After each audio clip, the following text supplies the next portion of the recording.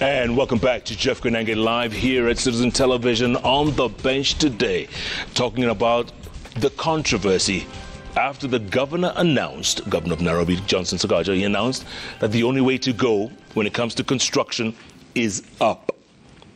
Is that the way to go? Well, on the bench tonight, right next to me is the president of the Architectural Association of Kenya, Florence Nyole, who literally left an AGM to come to JKL. How about that? Who does that?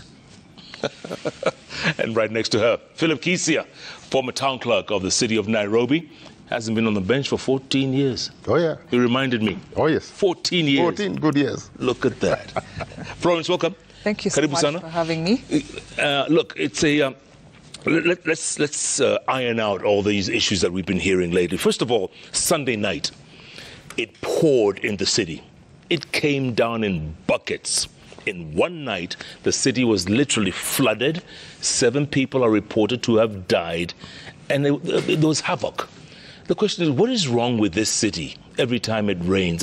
Is it just bad planning? It's a myriad of many things, Jeff. Thank you for having us here.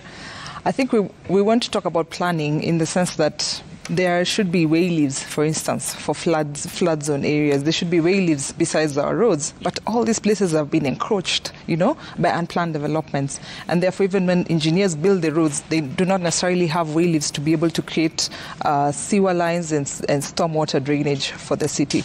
But I think more importantly is that we actually do not have what you call a master plan, an infrastructure master plan for the city of Nairobi. That water comes from the high areas going towards the rivers, and Nairobi is blessed with rivers.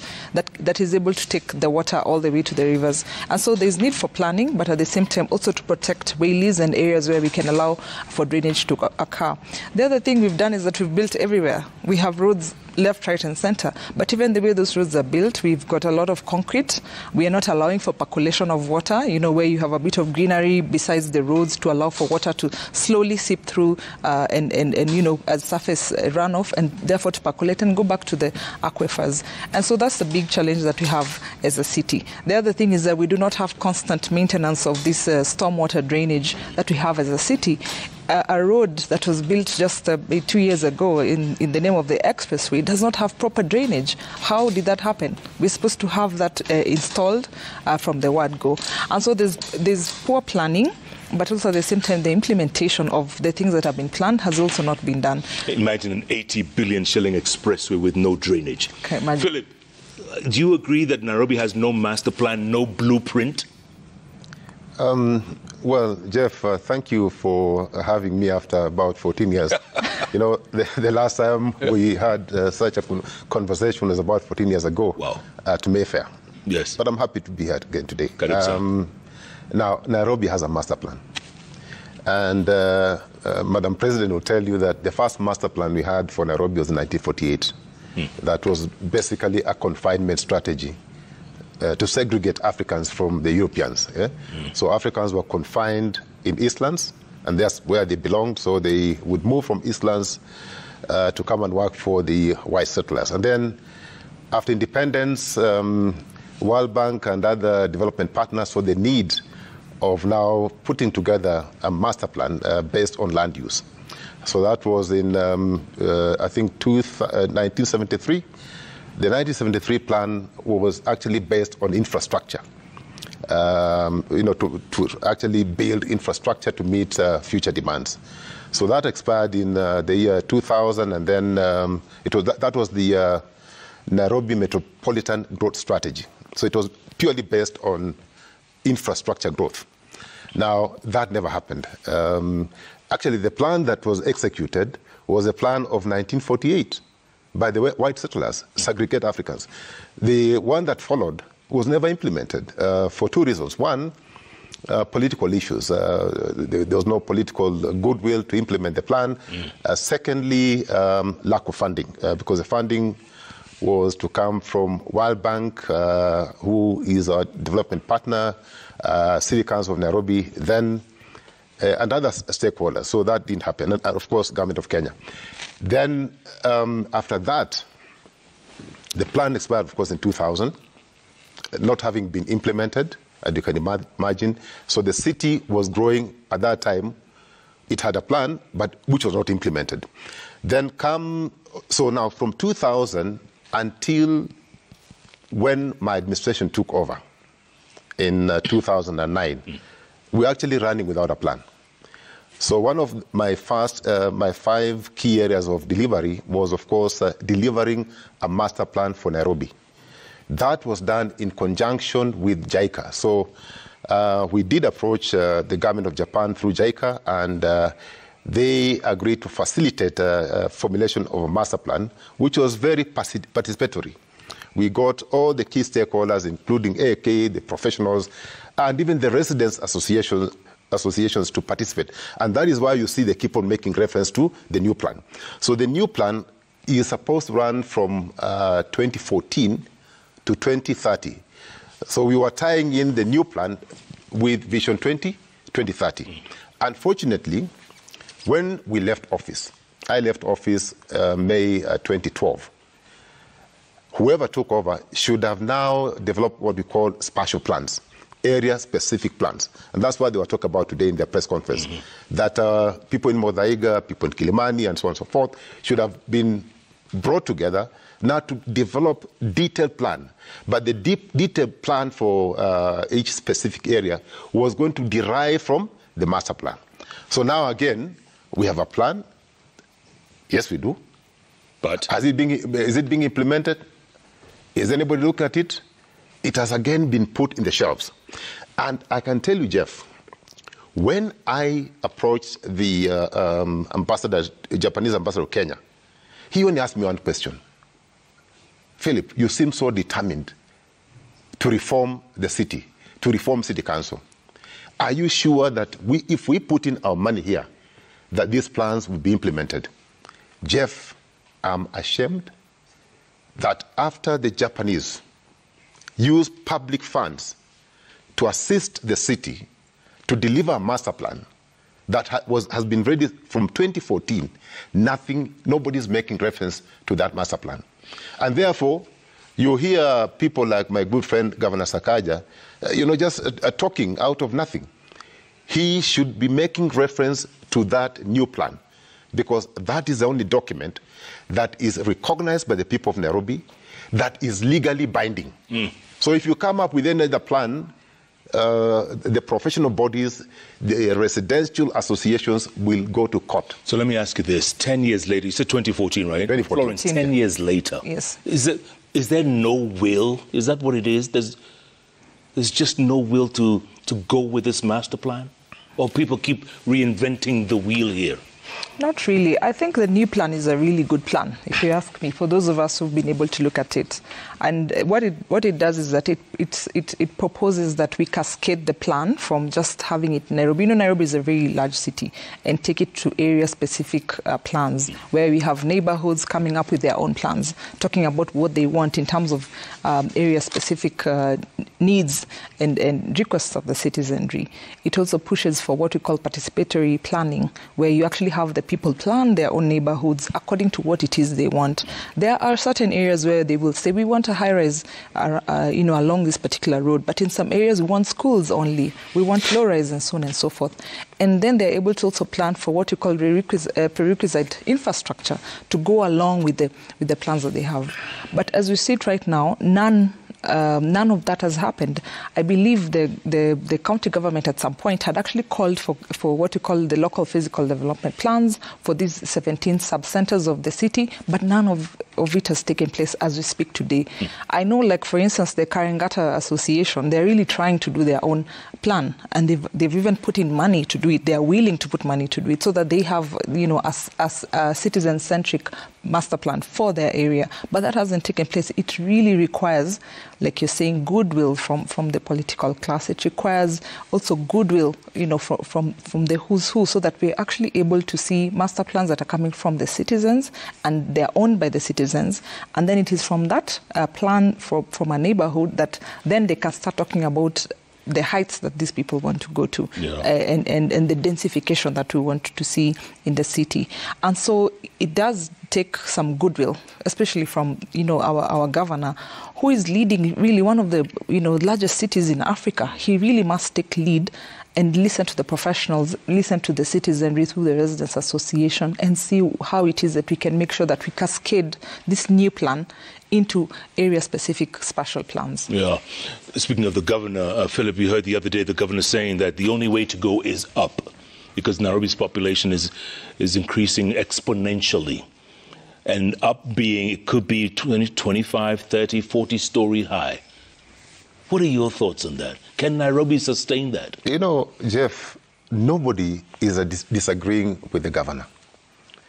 Actually, his a strategy of having a compact city is what has been advocated for in the new plan. But it is how he's going about it. The question that should be asked, and he should be asking himself, because I listened to his clip, he said that we shall build skyscrapers in certain areas, and then the infrastructure will follow. I think government has been misled. But again, I think that is just common sense. That for you to build skyscrapers, you need, for example, water. Now, Nairobi right now is only generating or producing about 525,000 cubic meters of water. What is the requirement? It's 800 as we speak. So there's already a deficit of almost 275,000 cubic meters.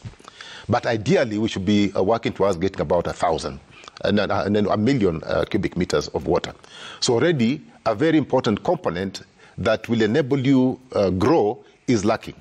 If you look at the sewer lines, like Madam President has said, the sewer lines that we have, be it in Eastlands, be it in fact, other areas don't even have sewer.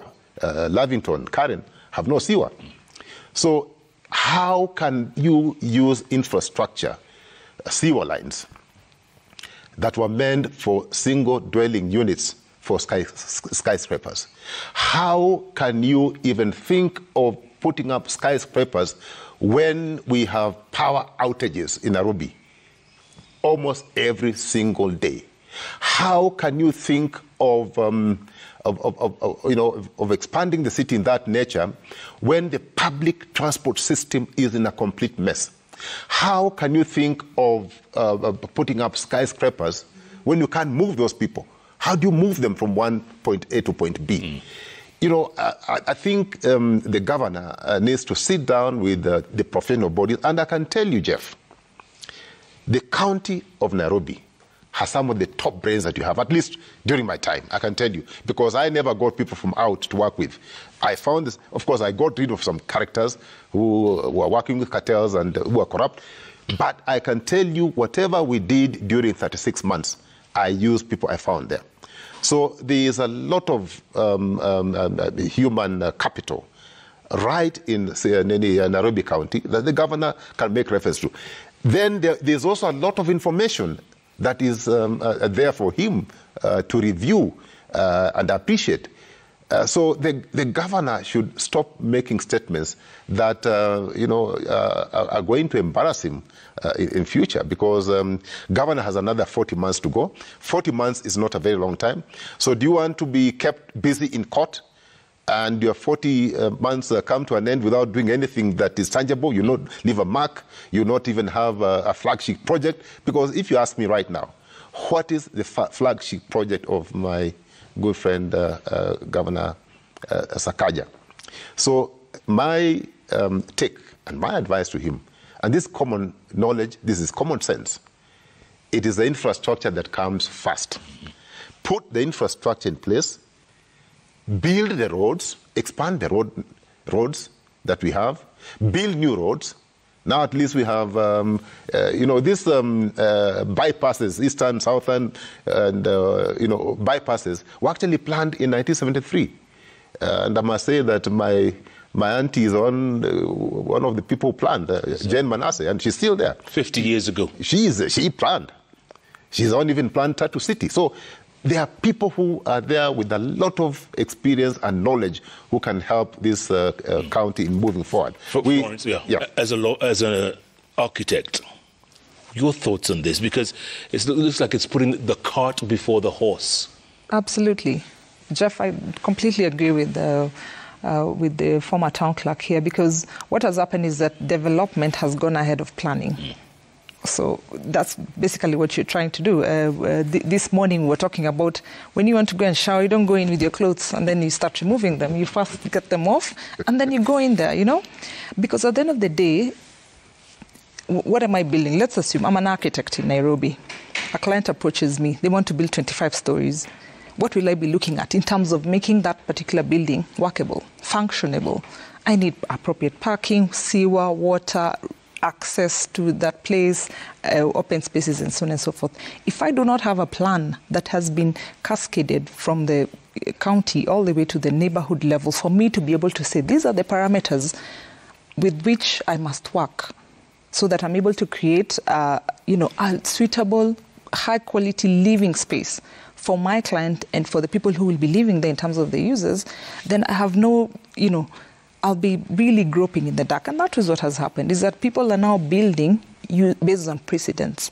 If you listen to the conversation that is going around, is that we are approving these 25 stories and in some areas 75 stories based on precedents, that there are developers who have come to the city of Nairobi, they're demanding to build like this, and therefore it's almost as if we are being twisted to accept 25 stories while we are actually not ready for it. Look at the traffic congestion we experience in the city, including having an entire expressway, including having the commuter rail system, from the Eastlands into the city.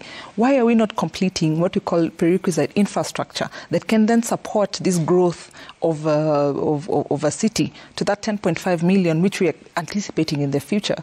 And so what it is that at the end of the day, we need to actually have a plan to play into, and that will really assist in a lot of things. You don't have to think so much about it. It's almost like the way kids go to school. There's a plan for the 12 years that they're in school, from kindergarten all the way to grade 12, as it is right now. And that's exactly where everyone is playing into. Yeah. So let's have a plan. That's all we are saying. We want 25 stories. Who doesn't want high-rises in the city? Who doesn't want a compact city? That's what is proposed. That's the only efficient way to actually build. But can it be based on a plan that is approved and has been put together by the citizens? This morning on the radio we had Kilimani Ward MCA Robert Alai. Absolutely. And he was talking about something really incredible. He says some people invest in apartments. Let's say you pay 50, 60 million shillings for an apartment.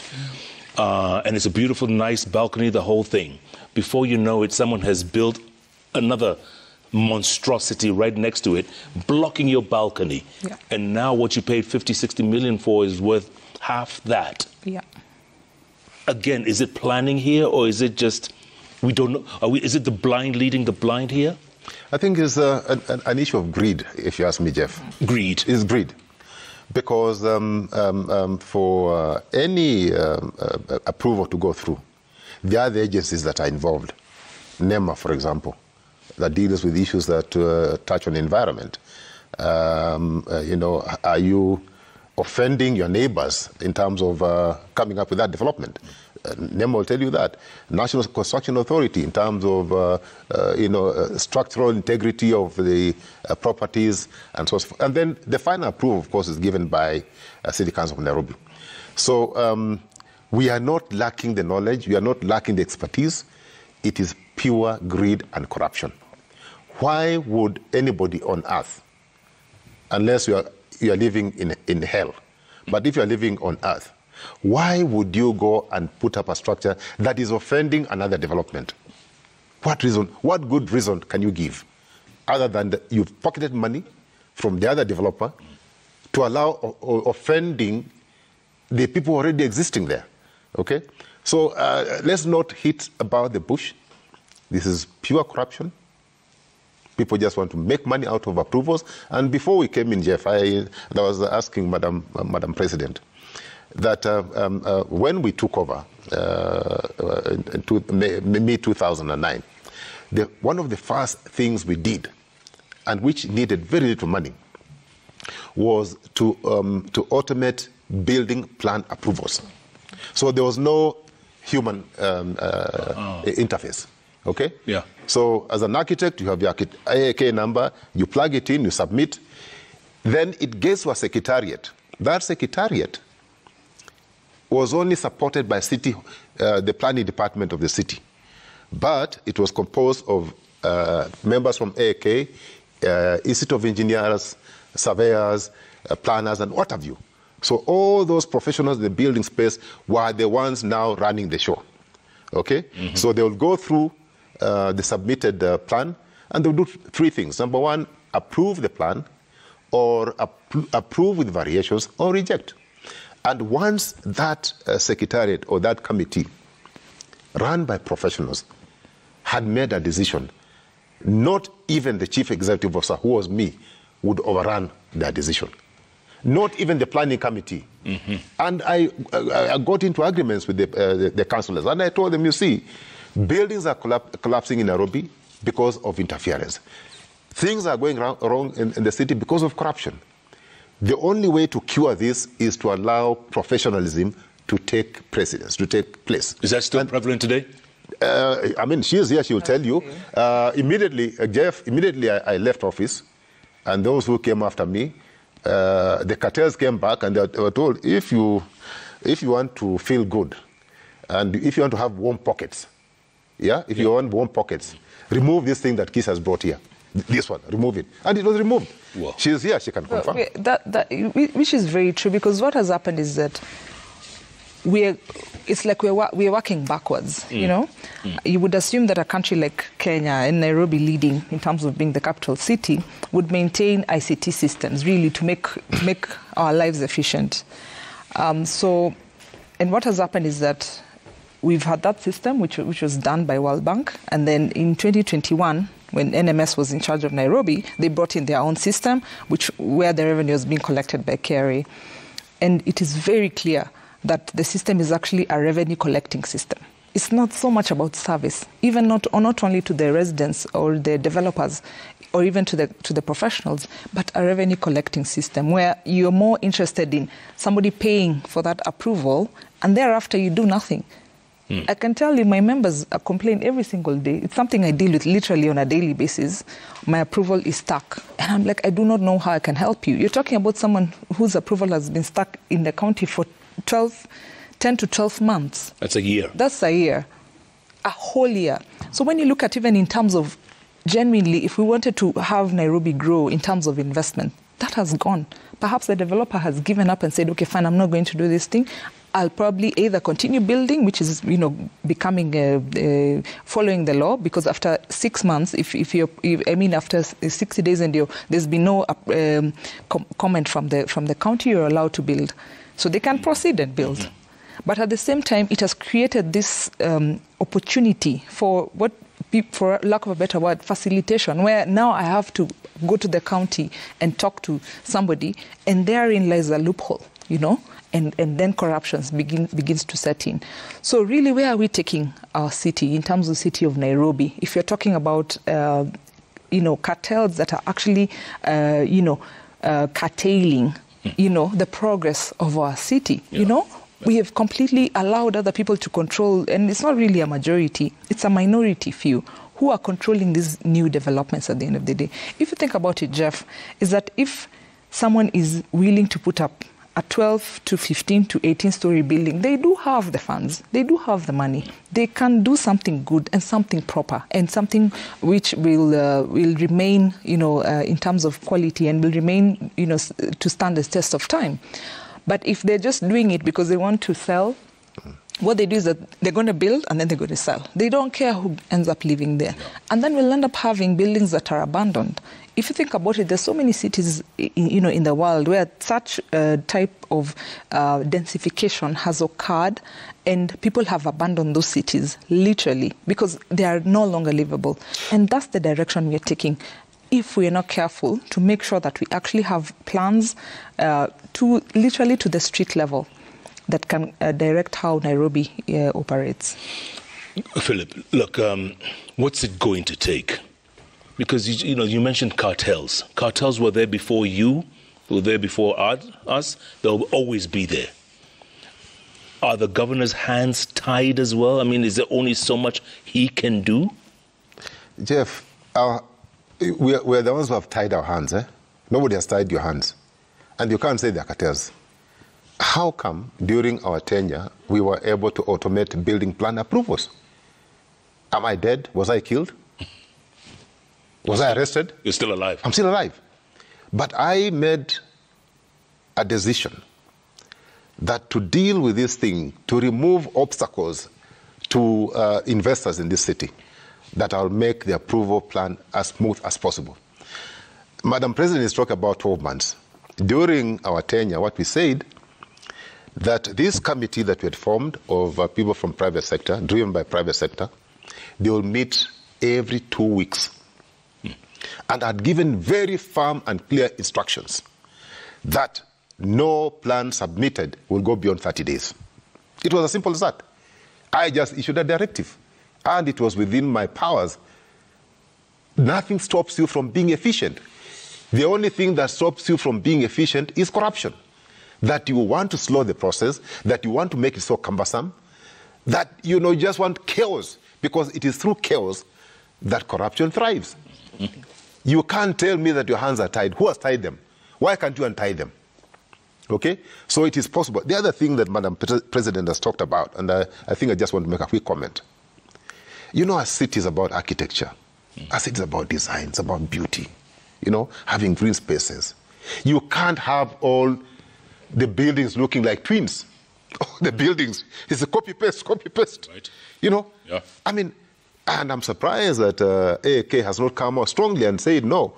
While we welcome people from beyond our borders to come and participate in our growth, that will not allow you copy and paste. You must use some of your brains that you are given. And if you don't have the brains to give us good designs, you want to make it very cheap, fast and copy-paste, we have architects in Kenya, we have engineers, we have professionals who are highly qualified, who can deliver the job at a very economical fashion.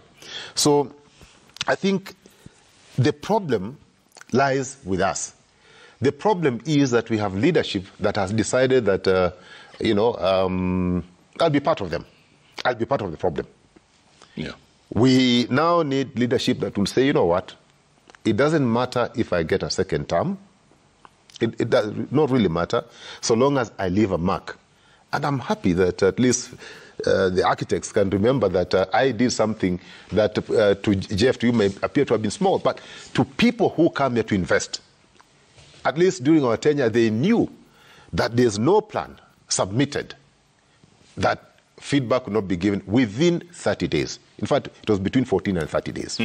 So it's doable. It's doable. Yes. All right, I'm going to take a break right now and come back. And 2019 census said that Nairobi's population is what, 4.5 million? It's probably more than 5 years later. We're probably a lot more than that. Can we sustain this? I want to talk about that. And also, young people are moving out of the city a lot. Why? Because they can't afford this place? Because they can't cope with this?